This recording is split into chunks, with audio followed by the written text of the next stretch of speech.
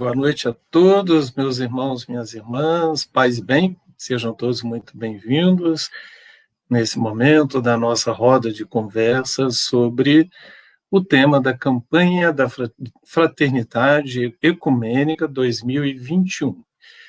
Este ano, a campanha da Fraternidade, que é ecumênica, nos traz o tema Fraternidade e Diálogo, Compromisso de Amor. É muito importante refletirmos sobre este tema, tendo em vista a nossa realidade hoje, em que existe uma dificuldade muito grande para o diálogo, não é verdade? Diálogo dentro da família, diálogo nas relações de amizade, nas relações de trabalho, a falta de diálogo na política, ou seja, é um desafio em todos os sentidos, né? Então, vou trazer para vocês aquilo que o nosso manual da campanha nos apresenta como o objetivo geral da campanha da Fraternidade 2021.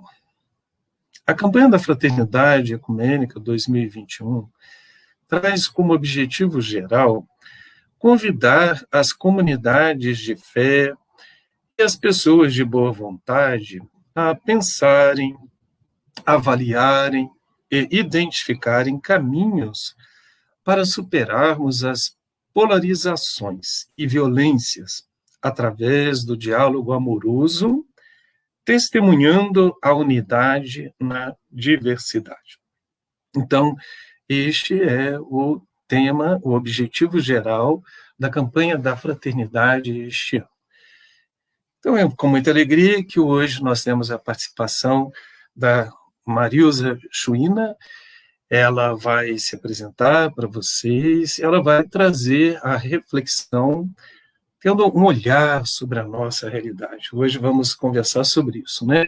Como é, um pouquinho assim, como é a nossa realidade hoje, diante desse desafio, dentro dessa realidade em que há muita falta de diálogo. Então, Marilza Chuina, seja muito bem-vinda, é com alegria que nós, da Paróquia de Santa Teresa, acolhemos você nessa participação. Boa noite. Marilza Chuina, ela é lá de Cuiabá, do Mato Grosso, e agora ela vai se apresentar um pouquinho para nós. Boas-vindas. Boa noite, Frei William, muito obrigada pela acolhida, pelo convite para estar presente hoje nesta conversa que vamos fazer sobre a campanha da Fraternidade Ecumênica. Então, eu sou Marilza Chuina, moro aqui em Cuiabá, Mato Grosso, mas eu sou filha de terras mineiras. Eu venho de Minas Gerais para o Mato Grosso na década de 80 ainda. Mas eu já estou a maior parte do tempo da minha vida aqui em terras mato-grossenses. Então, eu já sou uma cuiabana, né? E aqui em Cuiabá, no Mato Grosso, se diz que quem vem de fora é pau rodado. Ou seja, não é nato, né? Não é da terra, não é cuiabano de chapa e cruz. Mas, assim, muito bem acolhida nestas terras, né? Então, toda a família veio e nós viemos juntos. Eu sou professora da Rede Municipal de Ensino de Cuiabá, já estou aposentada, né? Consegui esta graça da aposentadoria, porque com tantas mudanças no sistema previdenciário brasileiro, muita gente que estava perto de se aposentar não conseguiu, tem que esperar mais uns anos, né? Mas então construí a minha carreira profissional como professora, né, na rede municipal de ensino aqui. E meu trabalho pastoral incide hoje no Conselho Nacional do Laicato do Brasil. Eu estou, no momento, fazendo parte da Comissão Nacional de Formação, organismo este que presidi por 6 anos, né?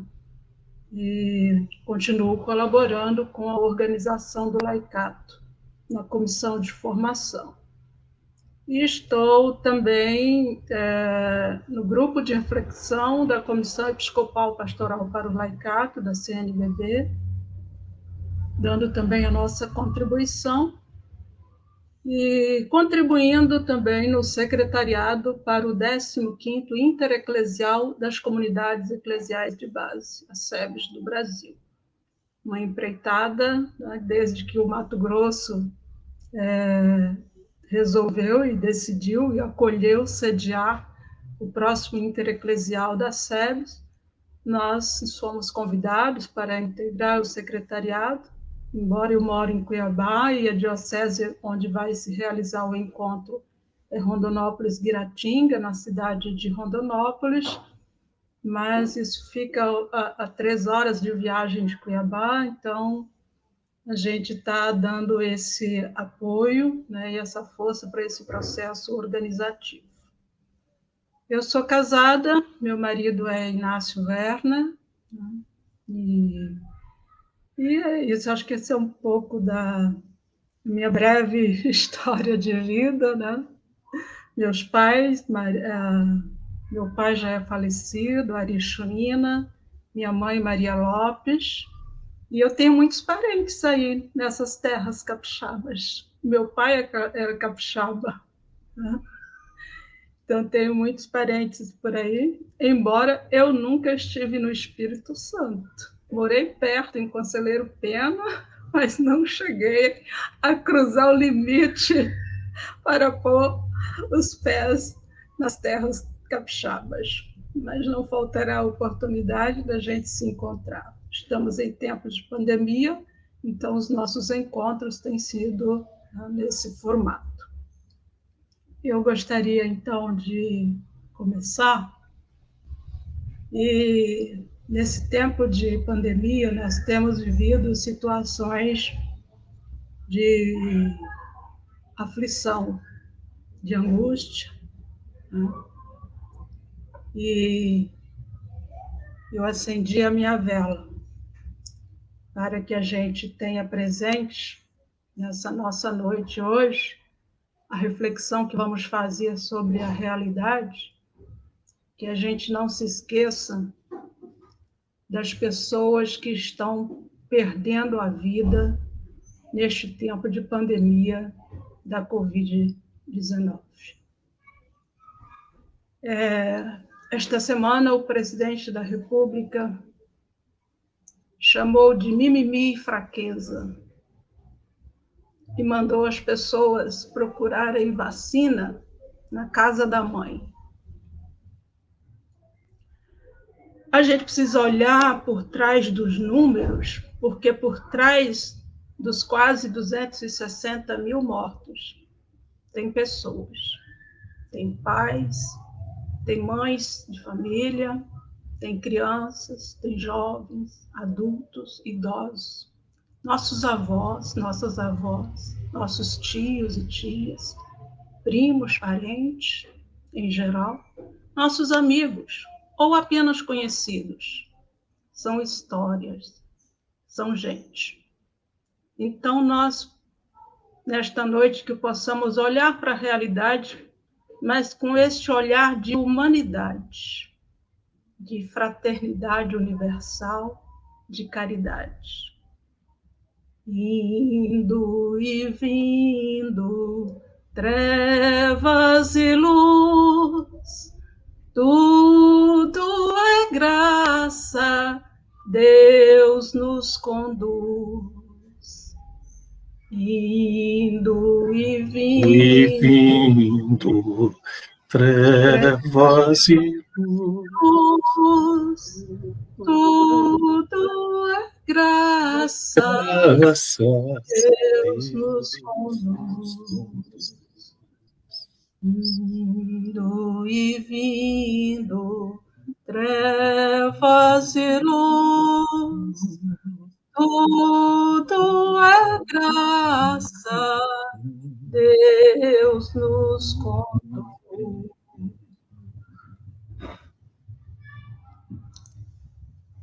Que o Senhor nos conduza nos caminhos da vida e nos conduza nesta nossa reflexão. Eu convido você que está aí já acompanhando pelo Facebook da paróquia, que possa compartilhar esta atividade da paróquia, né, nas suas redes, e porque você compartilhando, você possibilita o acesso de mais pessoas, né, que às vezes estão com dificuldade de acessar, e pode entrar na roda e participar da conversa junto conosco. Então, nós gostaríamos de dar continuidade a esta nossa reflexão, trazendo, então, presente esses aspectos da realidade que o texto da campanha da fraternidade nos ajuda. Nós temos sido chamados, né, a fazermos esta reflexão, e que cada um e cada uma, aí onde está, na sua casa, né, no seu serviço, algumas pessoas provavelmente ainda trabalhando, mas também possam acompanhar conosco.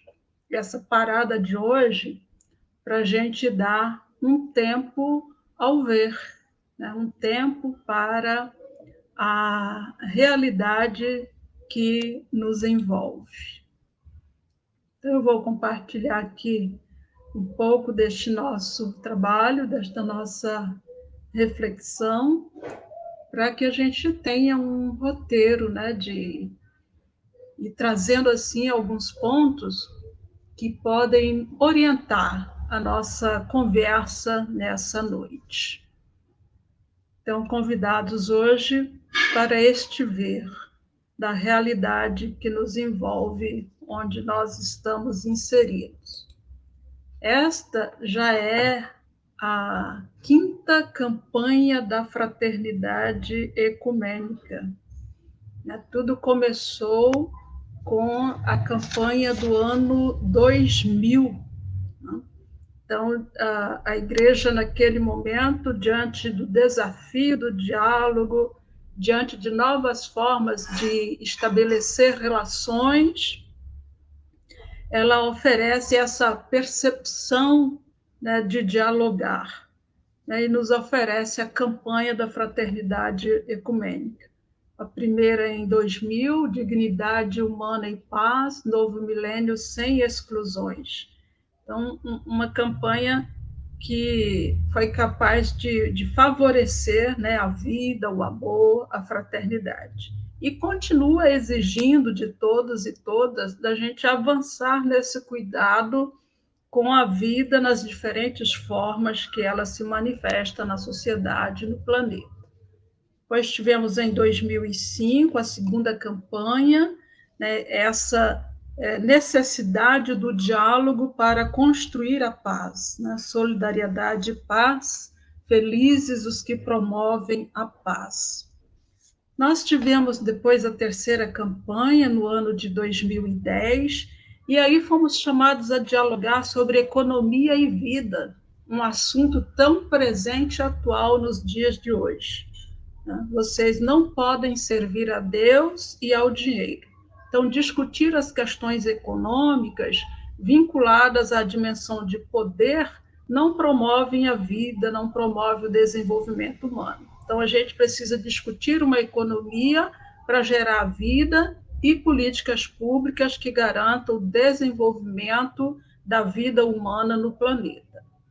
Depois nós vamos ter, em 2016, a 4ª campanha, que nos convidou a dialogar sobre a casa comum, né, nossa responsabilidade. Quero ver o direito brotar como fonte e correr a justiça, qual o riacho que não seca.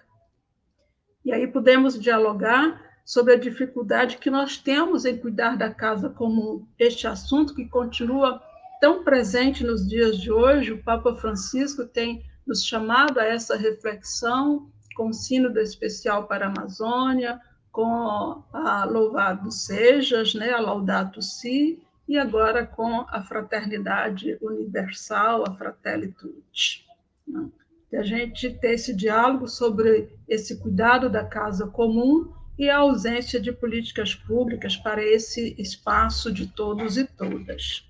E chegamos, portanto, à 5ª campanha da Fraternidade Ecumênica: fraternidade, diálogo, compromisso de amor. Cristo é a nossa paz, do que era dividido fez-se uma unidade. E é importante a gente perceber que o diálogo é a grande perspectiva das campanhas ecumênicas. No número 3, no texto base deste ano, a gente pode perceber claramente isto. Na caminhada quaresmal, em vista da Páscoa, memória da crucificação e ressurreição de Jesus, a campanha da Fraternidade Ecumênica 2021, com seu objetivo geral, convida as comunidades de fé e pessoas de boa vontade a pensarem, avaliar e identificarem caminhos para superar as polarizações e violências através do diálogo amoroso, testemunhando a unidade na diversidade. Então, a perspectiva do diálogo com as campanhas ecumênicas nos leva ao desafio de dialogar com as pessoas, com as instituições tanto religiosas quanto com as instituições da sociedade, e dialogar, em geral, com a sociedade e com o poder público. Então, esta campanha é muito especial neste sentido, porque desde 2013 a gente tem vivido um extremismo tanto religioso quanto político, né? Então, as pessoas são diferentes, está certo as pessoas serem diferentes, nós não somos todos iguais, mas o que não está certo é as pessoas não quererem conversar porque são diferentes. Então, hoje, a campanha da fraternidade, ela nos chama a esta reflexão, né? Os olhares, as rupturas, né? que não nos possibilita existir no mesmo lugar, no mesmo espaço. Então, nos chama às boas práticas, que o convívio é possível apesar das diferenças, né? Então, faz esse convite para que todos nós possamos olhar e ver o que nos cerca, o que o caminho nos apresenta. E a campanha da Fraternidade Ecumênica traz um caminho metodológico para isso, com o ver, o julgar, o agir, o celebrar, que ela chama de primeira parada para o ver, segunda para o julgar, né, terceira para o agir, quarto para o celebrar. É fazer essa leitura popular, né, desse jeito histórico da Igreja na América Latina, que é esse percurso metodológico do ver, julgar e agir, e nós vamos, então, fazer esse percurso metodológico dos discípulos de Emaús, que daqui, acho que uma semana ou duas, nós teremos a oportunidade de estar aprofundando essa leitura dos discípulos de Emaús, né? Então, esta campanha nos chama para a conversão, para o diálogo, para o compromisso de amor.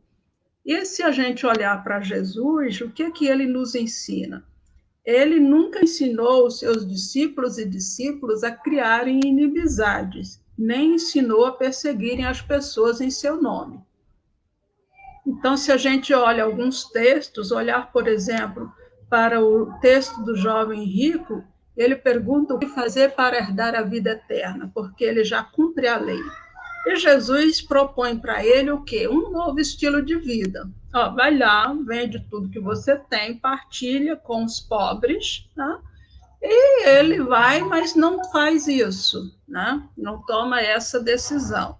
E com isso, então, você vê que Jesus propõe a partilha, mostrando que a concentração de riqueza gera desigualdades, gera conflitos, né?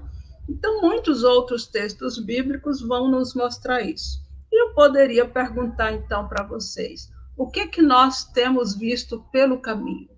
O que nós temos conversado pelo nosso caminho?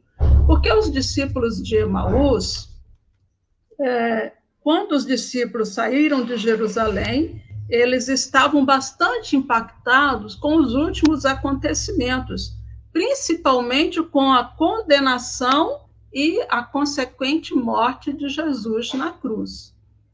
E todo esse processo da condenação e da morte de Jesus na cruz foi de extrema violência, né? E provavelmente não esteve ausente da conversa dos discípulos de Emaús a história contada por Maria Madalena, por Salomé e por Maria, mãe de Tiago, que foram ao túmulo e encontraram o túmulo vazio. Porque o que acontece? A história da condenação e a morte na cruz todo mundo viu, né? Mas a história contada pelas mulheres do túmulo vazio, quem foi que viu, né? Como conciliar tantas histórias impactantes? Todos foram testemunha da morte de Jesus, da sua crucificação, mas a história da ressurreição, ela seria uma história verdadeira ou ela seria fruto da imaginação das mulheres? Tá? Olha que interessante, possivelmente os discípulos poderiam estar conversando. E hoje, com quem nós conversamos pelo caminho? Quem são as pessoas que estão conosco aí nas nossas comunidades, né? Que acontecimento nos impactam hoje? Sobre o que nós conversamos nas nossas rodas de conversa, nos grupos de WhatsApp, né? Sobre o que nós conversamos enquanto cristãos. Então, nós somos chamados a conversar como os discípulos de Emaús sobre esta nossa realidade. Né? Então, é muito importante que a gente possa efetivamente perceber quais são os acontecimentos que que nos acompanham hoje no cotidiano da nossa vida. Né? Eu sei que, às vezes, nós ficamos angustiados, né, com muitas situações, mas é importante a gente poder refletir e tentar perceber o que a realidade nos ensina, como é que nós podemos aprender dos nossos dias, o que nós podemos aprender da nossa realidade. Então, entrando um pouco mais agora nesses aspectos da nossa situação em que estamos vivendo a campanha da Fraternidade Ecumênica. Uma campanha marcada pela pandemia. A pandemia não é um acidente de percurso. Isso a gente já sabe. Ela não surgiu do nada. Ela vai aprofundar um conjunto de situações que já existiam antes da pandemia. Né? E quais são as razões desses fatos presentes? A gente tem vivido hoje situações em que a humanidade está em crise, né? Muita gente perplexa com os últimos acontecimentos, com as pessoas, com as instituições. Parece que nada está como antes, né? Nós vivemos um mundo de egoísmo, né? Os valores perderam o seu significado, nós somos uma humanidade doente, individualista, né? Consumista, cada um pensando em si, situações de ricos cada vez mais ricos, pobres cada vez mais pobres, muitas desigualdades sociais, a concentração de renda, de riquezas. Né? O Brasil, essa pandemia pôde mostrar isso efetivamente, né, das grandes desigualdades, da divisão de classes por situações de raça, de economia, por condição social. Né? E vale chamar a atenção que nem as cenas comuns das valas comuns de Manaus chocaram. Tem gente que nem está aí para isso. Né? E daí, o que eu tenho a ver com isso? Né? Isso não foi o suficiente para muita gente mudar seus hábitos, mudar os seus comportamentos e passar a pensar no outro e na outra. A resistência ao isolamento social por parte do governo e por parte significativa da sociedade expôs o quanto nós precisamos amadurecer esse respeito e essa empatia e amor ao próximo, né? Cuidar do outro, da outra.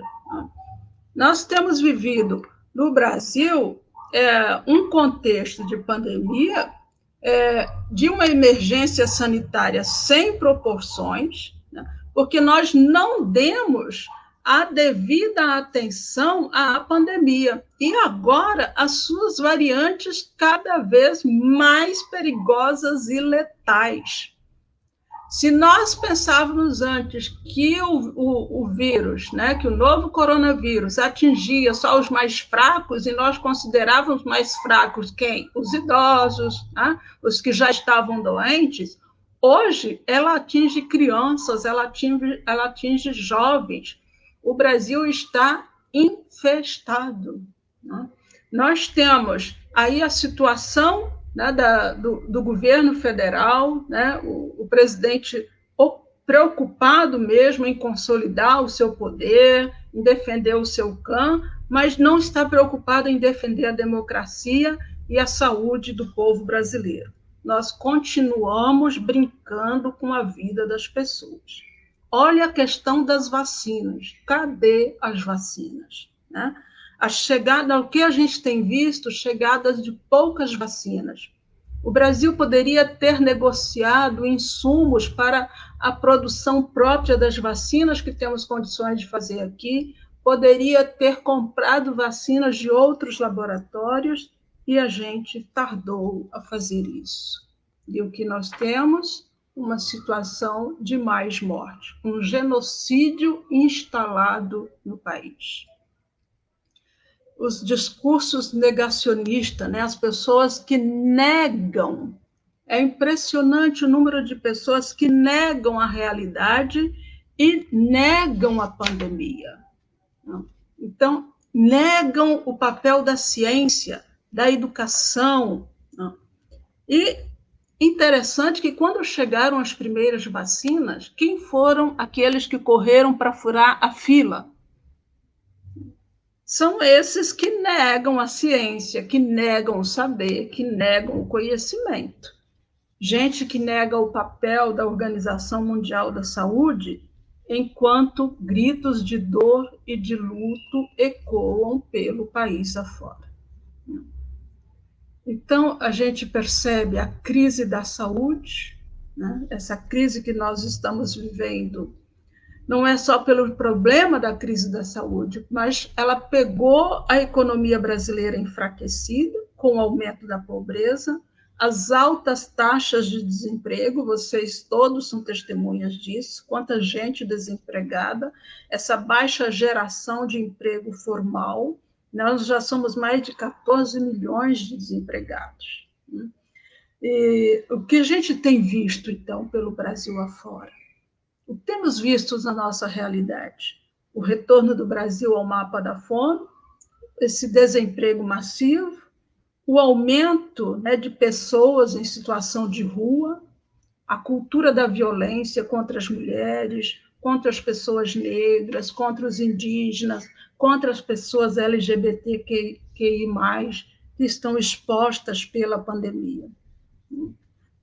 A gente tem visto aí o Brasil numa situação de precarização, né, das condições da dignidade da vida da pessoa humana. Então, é necessário que a gente perceba essa situação de crise em que nós estamos instalados. A crise do Estado-nação, o Estado brasileiro moderno, com seus 3 poderes, mas o que a gente tem visto? Um atrelamento dos poderes que não são capazes de cuidar da vida das pessoas. O que nós temos visto, então? As ações dos poderes procurando se perpetuarem no poder. E isso acaba gerando uma crise na democracia. O número 40, no nosso texto base, traz isso bem claramente. Desde 2016, o país vem enfrentando momentos de tensões e conflitos. No ano de 2016, o processo eleitoral foi conturbado e questionado. Em seguida, o país se dividiu sobre a legitimidade ou não do processo de impedimento de mandato presidencial. Aprofundaram-se os acirramentos de disputas partidárias e os desentendimentos entre lideranças políticas e também religiosas, que tinham leituras diferentes da realidade. Junto com tudo isso, nós tivemos o quê? As reformas, que de reformas não tinham nada, de tão impopulares e controversas que eram a reforma trabalhista, a da Seguridade Social, né, e a lei do teto e dos gastos, né, a lei do teto de gastos, que afeta diretamente os investimentos públicos, né, em saúde, em educação em especial. Então, veja o quanto a gente tem sofrido com esta crise, né, no país, com esta crise na democracia. Nós temos vivido uma situação impactante do acirramento ao ódio no contexto da pandemia. É importante a gente perceber esta situação. O agravamento de conflitos entre grupos políticos, movimentos sociais e religiosos, né, a organização da sociedade civil, muros do racismo, das desigualdades econômicas, da dificuldade de conviver com opiniões diferentes, de desrespeito e de ataques às instituições. Nós estamos, inclusive, vivendo no país a situação de ter um deputado federal preso, né, detido por ataque ao STF. Né? E nós temos vivido essas situações de ataque, né, à democracia e de ataque às instituições. Então, como é que nós podemos enfrentar esse acirramento ao ódio? Né? Tem gente que não se importa com isso, que não está nem aí com a situação. As situações de violência, né? O contexto de violência que aumentou nesta pandemia. Quem tem o texto base, a gente não tem condições de ler os números aqui, mas pode olhar para o texto. Não? Os números 44, 55, 59 até o 68, 85 até o 90, vai retratar um pouco mais essas situações de violência que nós estamos vivendo durante a pandemia. Né? Durante a pandemia não cessaram as violências policiais, né? O Estado com seu braço forte, nem o racismo, a violência de gênero, principalmente no que diz respeito ao aumento do feminicídio e a violência contra as mulheres e a violência contra as pessoas LGBTQI+. Nós estamos vivendo um contexto da pandemia da violência contra a mulher, né? E esta tem sido uma das mais graves pandemias que a nossa sociedade tem vivenciado. E não sou eu quem digo isso. Os números, não é nem o texto base da campanha quem diz isso, são dos documentos e números e as pesquisas apresentadas. Se a gente olhar o Atlas da Violência do país, então os números não deixam dúvidas com relação à gravidade, por exemplo, desse fenômeno da violência contra as mulheres, que atinge todas as classes sociais, as raças, religiões, culturas, faixas etárias das mais distintas formas, com várias faces. O aumento da intolerância religiosa, né, os ataques aos terreiros, às religiões indígenas. Nós somos testemunhas de muitos sofrimentos causados por essa cultura da violência.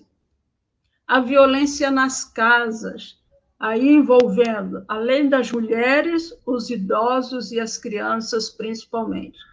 embora isto não seja um fenômeno da pandemia, né? Essa violência, ela se mostra mais agora, porque as pessoas estão em casas. Interessante que a casa é o lugar do aconchego. Não é em casa que a gente se sente seguro, né? Não é a casa o nosso lar, o nosso lugar de cuidado, de amor, mas para muitos não tem sido assim. Vocês devem ter visto e acompanhado muitos casos, né, de violência contra a criança, casos como o do menino de 11 anos encontrado com as mãos e os pés acorrentados dentro de um barril de ferro, casos diversos, né, uma idosa de 77 anos em São Paulo, em que o marido e o filho a xingavam constantemente porque mandavam calar a boca, porque ela tinha esquecido um pano sujo no espaldar de uma cadeira, porque ela tinha limpado. E ela não aguentava mais de tanta gritaria por isso. Quer dizer, caso como o da mulher que foi libertada em Minas Gerais após 38 anos vivendo em condições análogas ao trabalho escravo. Então, veja as situações de violências que vão se agravando nesse contexto da pandemia, não porque elas surgiram agora. A violência contra a Mãe Terra e os direitos da natureza. Olha o quanto nós temos presenciado o aumento da violência no campo, o desmatamento, as queimadas, os incêndios. Né? Quantos de nós não escutamos, vamos passar a boiada? Os nossos rios poluídos, as nossas florestas derrubadas. A terra, como um organismo vivo, vai morrendo. E isso traz consequências graves, como o surgimento de doenças desconhecidas. Com tudo isso, o que nós temos percebido é que o Estado ele segue sendo capturado pelo mercado. De um lado, a situação da destruição de vidas e destruição de vidas no planeta. E o dilema que o Estado brasileiro se impôs é de salvar a vida ou de salvar a economia. O quanto nós temos percebido o quanto a vida é descartável e as relações de mercado é que é prioridade. Nesse contexto da pandemia, os bancos, o sistema bancário brasileiro, foram os que mais receberam recurso do governo federal para superar a crise no contexto da pandemia. Foram trilhões.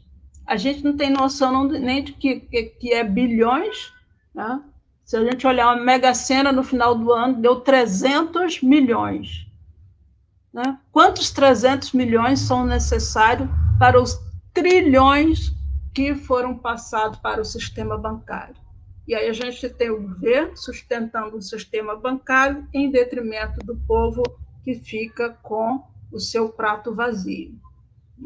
Então, nós vivemos essa situação da ameaça constante aos direitos por uma ideologia de mercado, porque o Brasil, cada vez mais, não só o Brasil, porque nesse contexto nós estamos no Brasil, então a gente vai falando de nós estamos vivendo tempos difíceis, né, fruto dessa pandemia do capitalismo neoliberal, onde o Estado está atrelado. E o que vale? Vale o lucro. Vale o lucro, os grandes investimentos, e vale o mercado, o capital, né, a globalização, as grandes corporações financeiras, os bancos. O Papa Francisco já nos alerta, na Laudato Si', que esta economia mata. No Evangelho Gáudio, ele falou isto primeiro: esta economia mata. Então, nós precisamos pensar nesse dilema que está posto hoje pela escolha que nós fazemos. A gente quer salvar as vidas ou a gente quer salvar a economia? Precisamos salvar a economia. A gente quer salvar a economia para quem? Se a gente não tiver as vidas humanas salvas. Então, como falar de fraternidade, né? Como falar de amor, de união na sociedade, se nós estamos tão separados? Esta é uma pergunta para todos nós. Qual é a causa de tanta divisão? A valorização do capital é o que vale, a vida das pessoas não? Então, a gente tem o Brasil fundado numa série de situações de violência e, em nome de uma economia, aumenta o sofrimento das pessoas, né? Coloca as pessoas numa situação de desespero, como a narrativa do Êxodo, em que o povo de Israel sente até saudade da escravidão, dizendo que a escravidão era melhor, porque chegar na Terra Prometida estava muito longe, a libertação está longe demais, a gente está sofrendo muito nessa travessia. E aí buscam no passado, mesmo em que tenha sofrido bastante no passado, mas buscam o retorno ao passado, porque se sofreu e passou e superou, é capaz de fazer o mesmo agora, então a gente pode voltar para a escravidão. E a gente está vivendo um pouco isso. No contexto, por exemplo, da mudança, né, trabalhista no país, muita gente abrindo mão da carteira assinada, abrindo mão da carteira azul, para poder ter um emprego com a chamada carteira verde e amarela.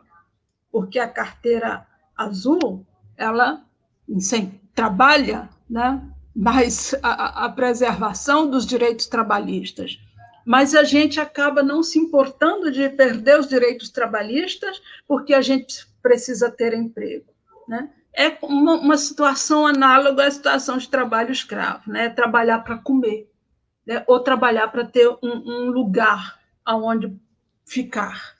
Então, é um tempo de pandemia, mas as pessoas dizem, eu prefiro sair para trabalhar, porque senão eu morro do mesmo jeito. Se eu ficar em casa, eu morro, se eu sair para trabalhar, eu morro. Então, as pessoas são colocadas diante de situações em que elas não têm opção. E a opção acaba sendo, eu vou morrer de todo jeito. Então, desse modo, as mortes na pandemia não têm contribuído para a gente repensar as relações. Então, é violência de todo tipo, gente. Como a gente pode ver, são tempos difíceis, muros cada vez mais altos e violência de toda a natureza. E, mesmo com tudo isso, a gente precisa começar a fazer outras perguntas. Que respostas nós podemos dar? E aí, o que dizer do que Jesus nos ensina? Porque Jesus vem dizer, eu vim para que todos tenham vida e vida em abundância. Jesus questionou estas estruturas de poder e desigualdade. Por isso ele passa por um processo de condenação, de crucificação. Esse poder, esse sistema de estruturas e de desigualdades é o que é chamado hoje de necropolítica, esse palavrão, ou seja, um sistema, uma política de morte, né? Um sistema seletista, um sistema racista, fascista, que condena as pessoas a situações de morte, de dor e de violência, né?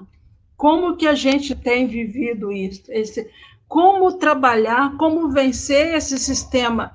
O que é essa política de morte? Esse sistema de segregação, de descarte, que escolhe a economia e não a vida, né? Que considera a vida das pessoas como empecilhos. Então, é onde a humanidade é negada. Então, são estimuladas políticas de inimizade, a violência praticada pelo Estado é legitimada, é justificada. Então, olha aí a flexibilidade para o uso de armas, para que as pessoas possam ter acesso cada vez mais com facilidade, né? No caso brasileiro, essas situações de política de morte são tão perceptíveis no sistema de segurança que é altamente repressivo e principalmente contra a população negra e pobre. Então, da mesma forma, a gente tem outros exemplos dessa política de morte, como a não regulação dos territórios indígenas, né? ou quando o governo brasileiro não adota políticas efetivas de combate à Covid-19. Então, essa política de morte se volta contra as maiorias que são falsamente consideradas minorias. Por exemplo, a população negra, a juventude negra, as mulheres, os povos tradicionais, os imigrantes, né? Os grupos LGBTQI+, né? E todos e todas por causa de quê? De preconceito, de intolerância. E essas pessoas são classificadas como não cidadãos e são, portanto, consideradas inimigas do sistema. Você sabe que nessa situação, por exemplo, dos imigrantes, olha a situação dos venezuelanos que chegam ao Brasil, né? Olha a situação dos haitianos no Brasil. E muita gente olha para eles, né, diz assim, não, mas eles estão tomando o nosso emprego, eles não podem ter auxílio emergencial porque eles não são brasileiros. Né? E aí a gente não cumpre, né, um preceito do Evangelho que é de cuidar dos estrangeiros. Né? Então, veja quantas são as cruzes presentes no nosso país. Esse sistema, portanto, seletista, esse sistema racista, esse sistema fascista. Né? E a gente, às vezes, não é capaz de questionar esse sistema, essas muitas violências instaladas no nosso país. Né? E nós poderíamos nos perguntar, e as igrejas? Caminhando agora para a gente ir dando aqui uma pausa. E as igrejas? Onde estavam as igrejas de Cristo? Com os que ajudaram? Ou com os que não ajudaram? A gente pôde perceber e acompanhar nesse contexto da pandemia o quanto nós somos... assim, a pandemia nos coloca frente a frente com essa questão da finitude humana. Nós não somos invencíveis. A Covid-19 ela tem revelado essa nossa fragilidade, essa nossa vulnerabilidade e o nosso potencial autodestrutivo. Né? Se a gente olha para algumas impressões, chama a atenção no Brasil discursos religiosos que associavam a pandemia ao fim do mundo, à volta de Jesus. Foi possível assistir cenas de pessoas ajoelhadas nas ruas, orando e pedindo que muitos se convertessem, porque a pandemia seria o sinal de que Jesus estava voltando. Nós podemos ver algumas igrejas reivindicando o direito de permanecerem abertas, realizando suas celebrações, apesar das aglomerações causarem contaminações e mortes. Quantos foram contaminados e morreram depois de terem adquirido o vírus nessas condições? Quer dizer, contra a vida foi proposto, inclusive, um lobby religioso que as igrejas fossem incluídas como atividades essenciais para abrirem. Aí eis uma questão muito séria para nós. O que seria essencial no papel desempenhado pelas igrejas? O templo aberto e as celebrações numerosas ou o serviço ao próximo, à próxima? O que é mais importante? O templo aberto e as celebrações numerosas ou o serviço ao próximo, à próxima? Por outro lado, a gente teve outras igrejas que assumiram como testemunho de amor o cancelamento das suas atividades presenciais como forma de cuidado. Muitas ofereceram seus espaços, inclusive para o hospital de campanha. As celebrações foram adaptadas para a realidade da internet, muitos foram estimulados em outros espaços de encontro, nas celebrações com as plataformas online, a igreja nas casas, cada lar uma igreja, a igreja doméstica, as celebrações em família. Então, nesse contexto, é claro que alguns desafios foram colocados, como a realização de alguns rituais que exigem o encontro presencial, como, por exemplo, o sepultamento, e o acompanhamento das pessoas enlutadas, né? A questão da Eucaristia, por exemplo, no seio da Igreja Católica, né?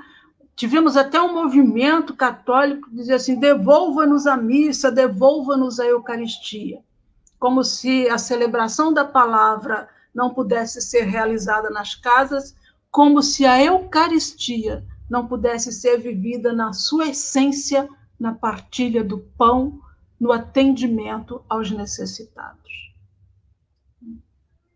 Então, o desafio para nós é muito. Depois, se for o caso, podemos falar um pouco mais sobre isso. E nós?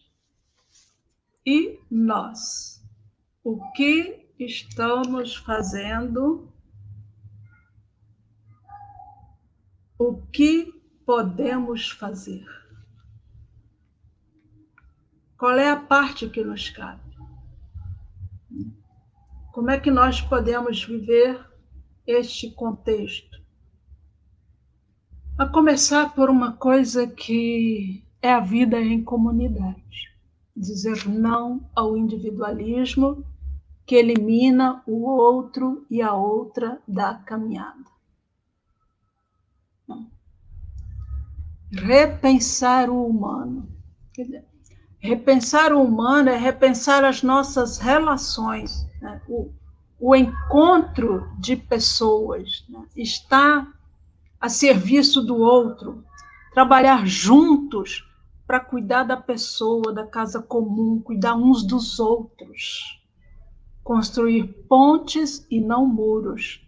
Então, ao estabelecer essa relação consigo mesmo, com o outro, a outra, com Deus, com a natureza, né?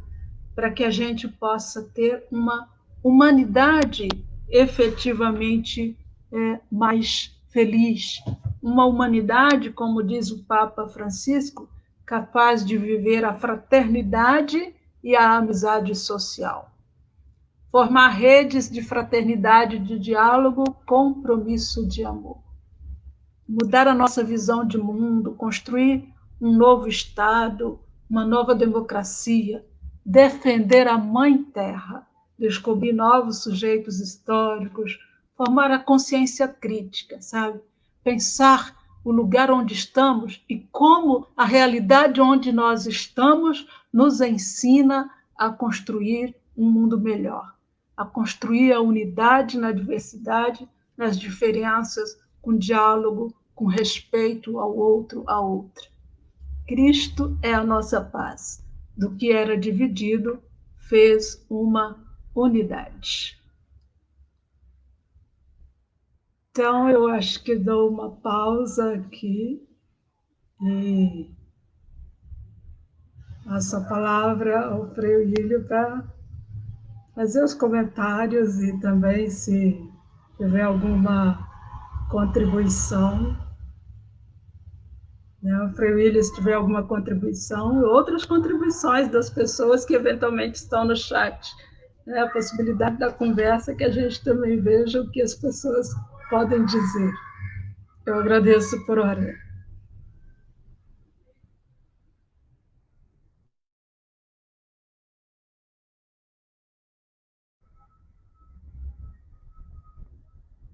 O microfone do senhor está desligado, Frei. Espera aqui, desculpa. Então, agora está dando para ouvir, né? Então, eu gostaria de agradecer, sim, né, em primeiro momento, mas só para situar aqueles que entraram depois, né, que a gente já tinha começado, nós estamos fazendo estamos fazendo uma roda de conversa, né, esse espaço para refletirmos sobre o tema da campanha da fraternidade, fraternidade ecumênica, que tem esse tema fraternidade, diálogo, compromisso de amor, e lembrando que estamos usando a metodologia que é própria, né, da campanha da fraternidade.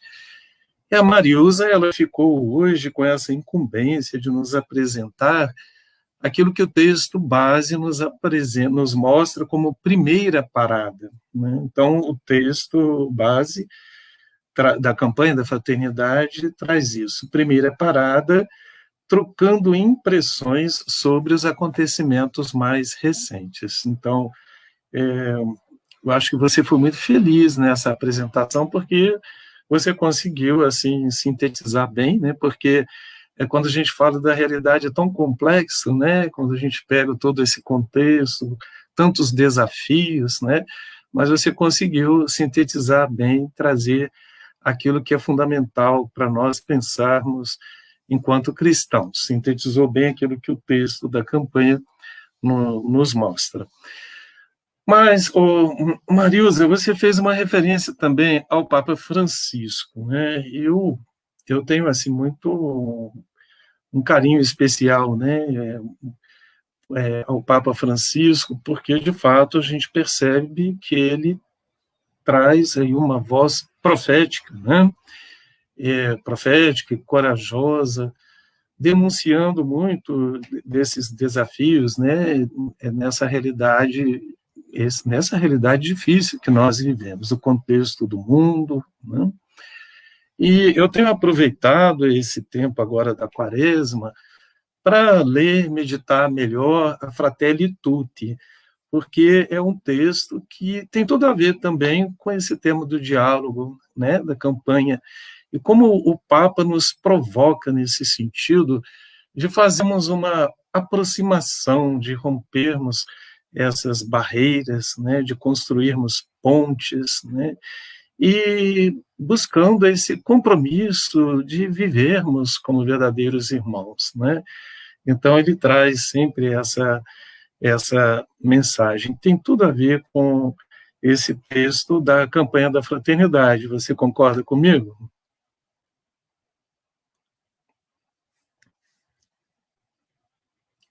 Agora é o seu microfone. Pronto. Você. Trocadilho os dois.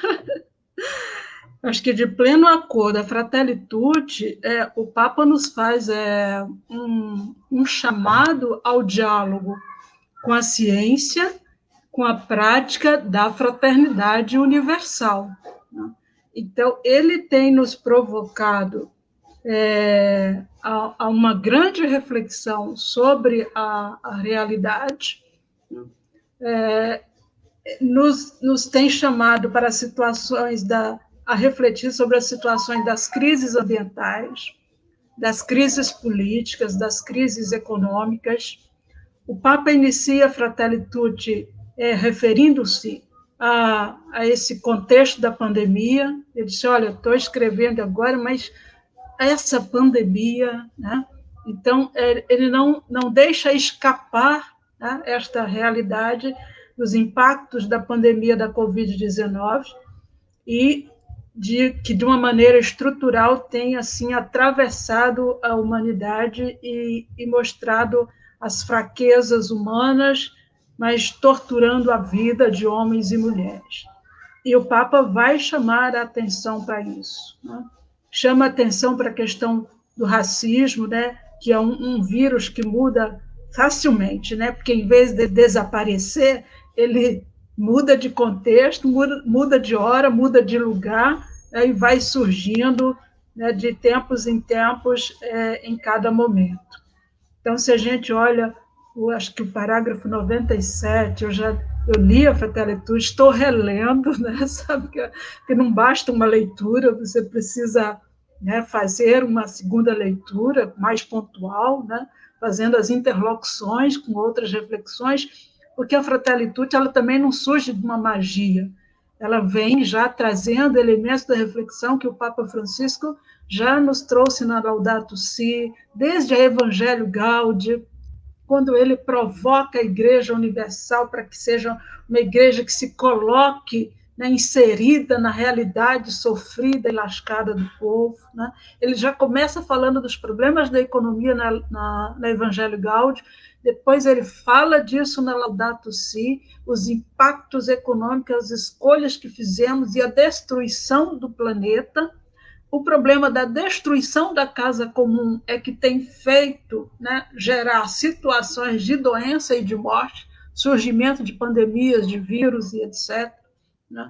Então, a gente tem percebido assim que aqueles que lutam por uma sociedade justa e uma sociedade sustentável têm um caminho, tem do seu lado uma pessoa que não é só o Papa, é uma referência. O Papa Francisco é uma referência mundial. Ele não é o Papa dos católicos, ele é um líder religioso, ele é um líder mundial e, como tal, chama-nos à responsabilidade de construirmos uma sociedade mais humana para todos e todas. Quem ainda não leu a Fratelli Tutti, não deixe de fazê-lo.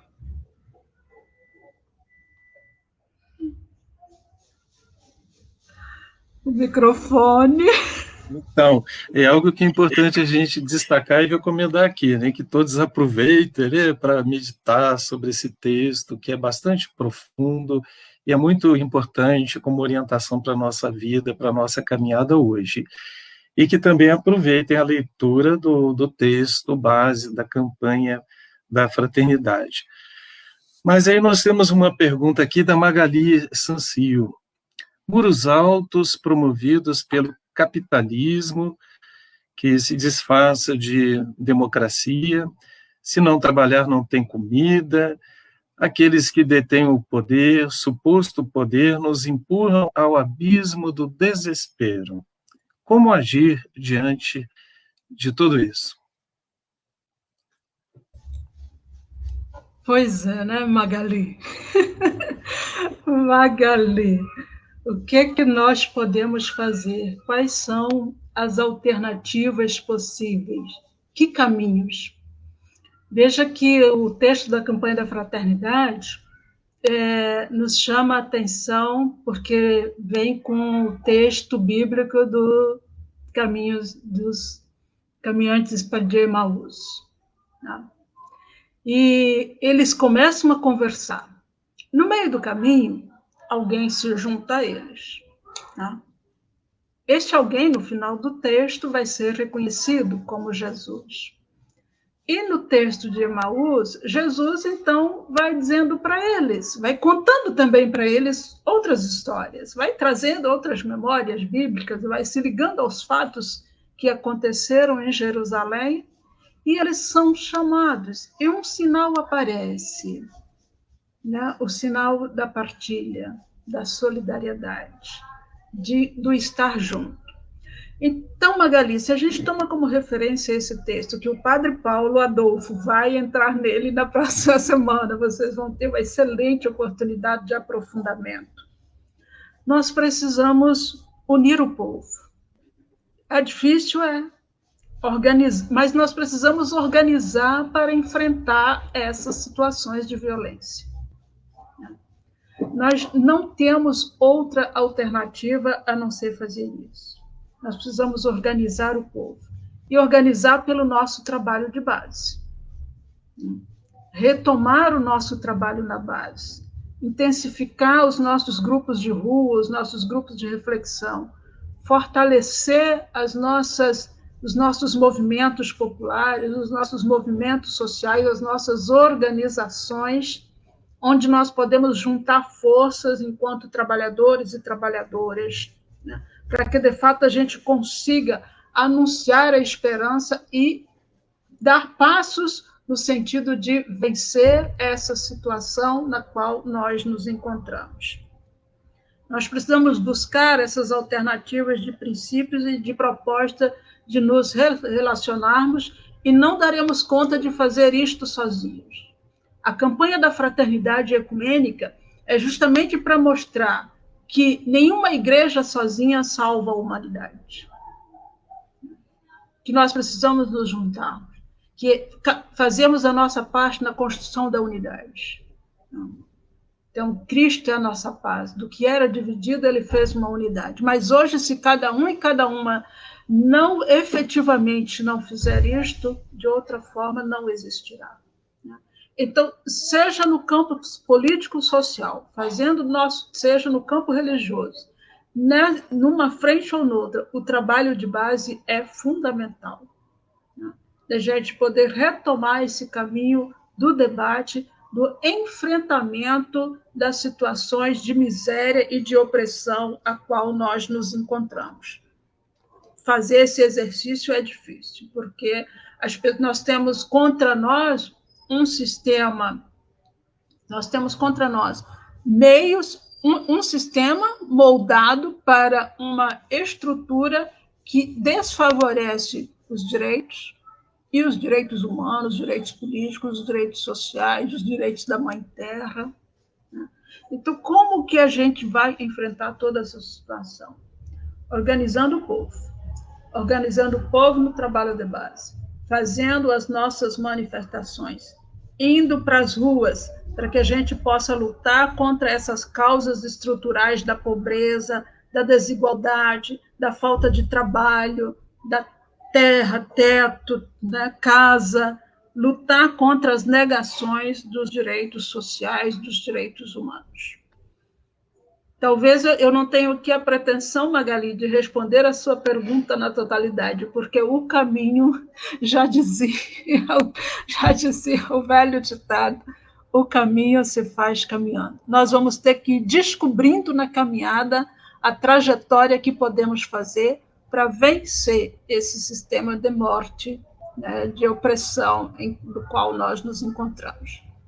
Mas a gente, talvez, Magali, não se preocupe muito com os grandes passos, porque a gente não pode dar um passo maior que as pernas. Se a gente começar no cotidiano da vida, no dia a dia, como é que a gente pode começar? Em casa? O que a gente pode fazer na nossa casa, né, para que, de fato, esses processos de transformações comecem a acontecer? O que a gente pode fazer no bairro? O que a gente pode fazer na comunidade? No município? Nós temos pela frente agora na Igreja do Brasil a 6ª Semana Social Brasileira sendo organizada por Terra, Teto e Trabalho. Então, como nós podemos nos engajar nesse processo da 6ª Semana Social Brasileira? Vários bispos no Brasil, 152 bispos, lançaram uma carta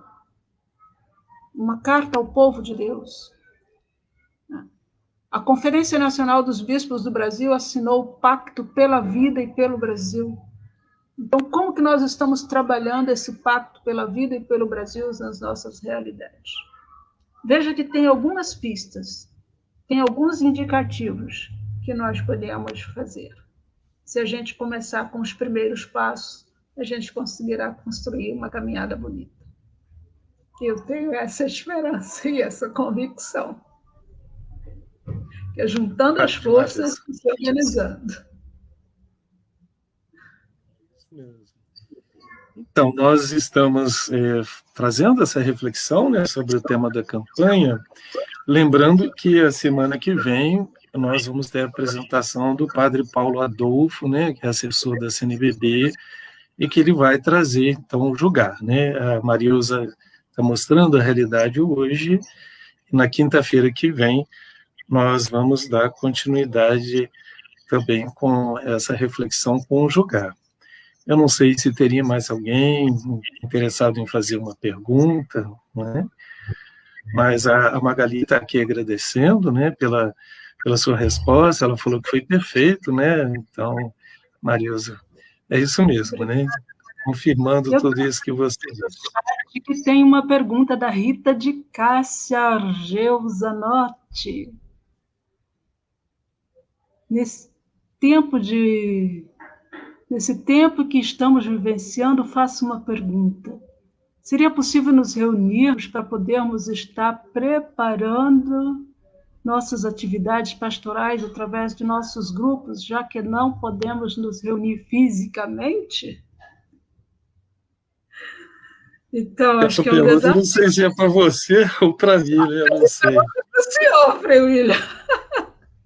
Na verdade, aqui na paróquia, nós estamos assim, as atividades pastorais, elas estão retomando com todos os cuidados, os critérios, né, assim, aos pouquinhos, né, mas tem algumas coisas que são importantes para a gente retomar.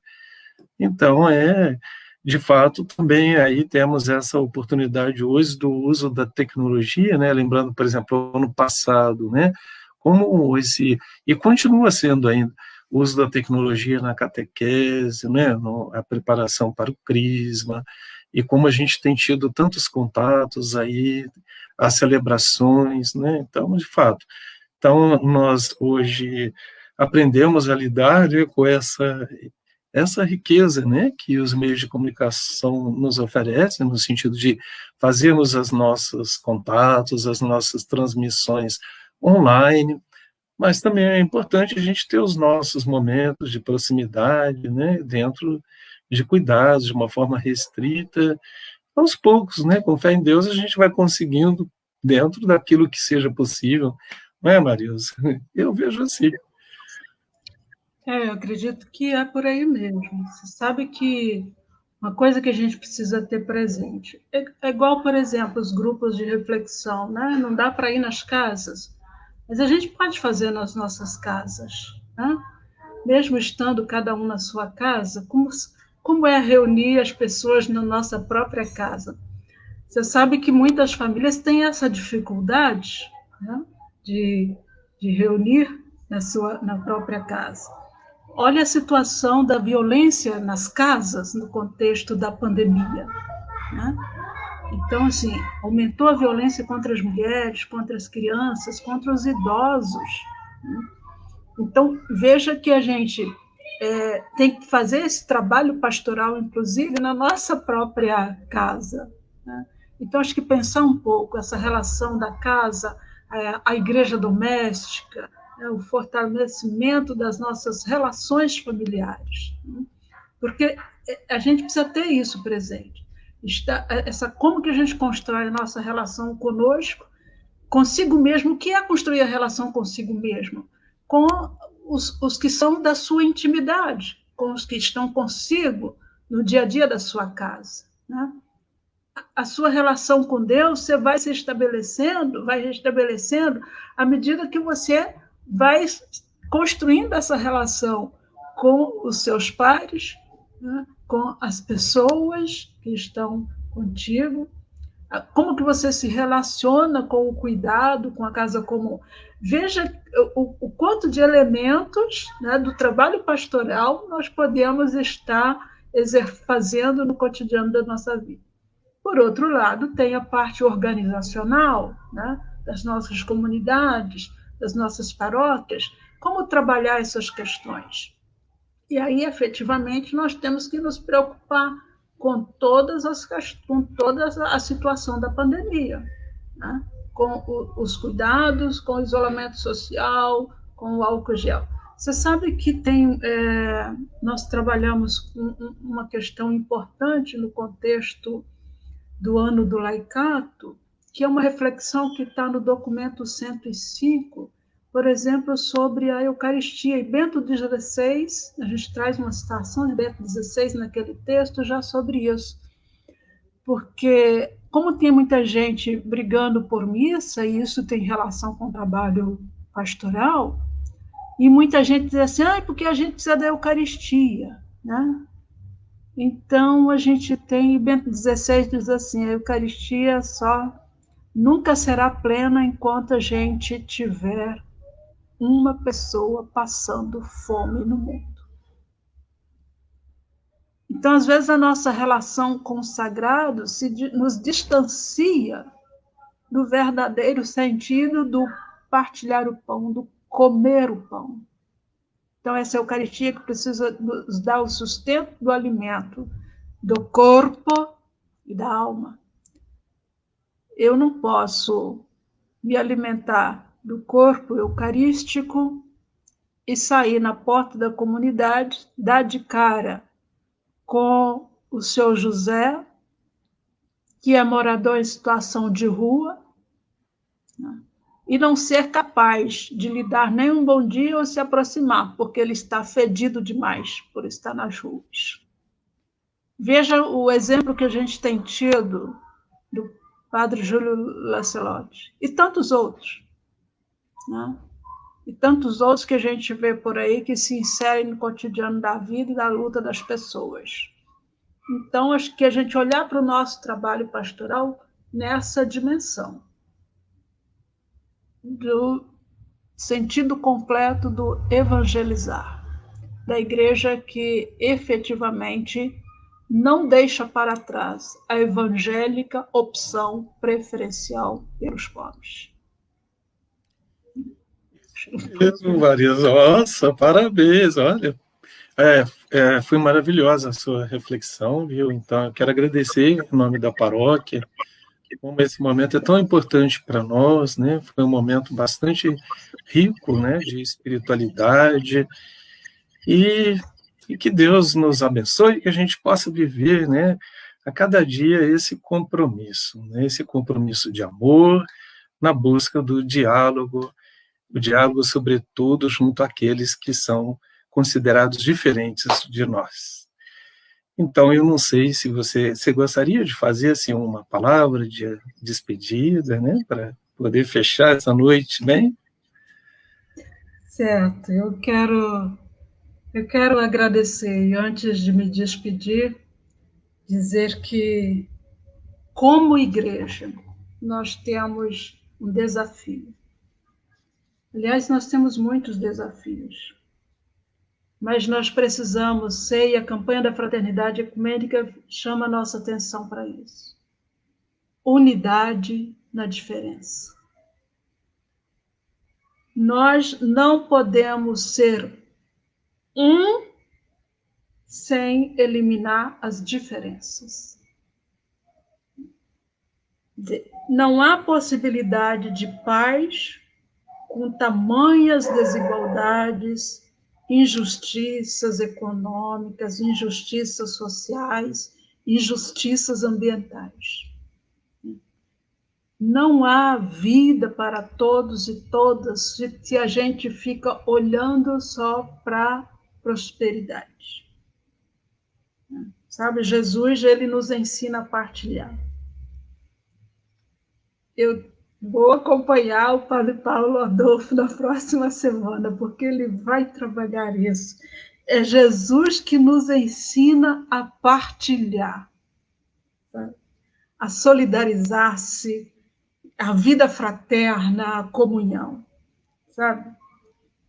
Você sabe que nesse tempo da pandemia, de onde veio a solidariedade para com o Brasil? No Brasil, muitas comunidades se mobilizaram, muitas pessoas se mobilizaram, e muitas instituições, inclusive movimentos sociais, que muita gente critica sem saber o que e porquê, como o movimento dos trabalhadores rurais sem terra, que doaram toneladas de alimentos produzidos da agricultura familiar para as pessoas em todas as partes do país. Na hora que faltou o oxigênio em Manaus, de onde veio a solidariedade? Da Venezuela, que tantos brasileiros e brasileiras fazem questão de atirar a primeira pedra. Então, a gente precisa pensar nessa responsabilidade que nós temos como cristão de restaurar o significado do ser cristão, restaurar o significado do caminho de Cristo. Vida para todos e todas. Não é vida para uns e outros não. É todos. Eu vim para que todos tenham vida. E ter vida é ter saúde, é ter educação, moradia, ter terra, teto, trabalho. O contrário disso, não garantir isto para as pessoas é pecado mortal. Eu não sou padre, não sou frei, não sou o papa, mas não garantir vida para as pessoas é não fazer aquilo que Jesus faz. E a gente está num tempo, minha gente, de dispensar o ódio. Esse é mais um elementozinho que eu gostaria, antes de encerrar. Vamos dispensar o ódio. Sabe?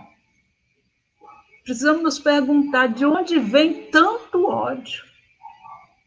Sabe? E não é isso que Jesus ensina. Jesus, pelo contrário, ele nos ensina a amar até os inimigos.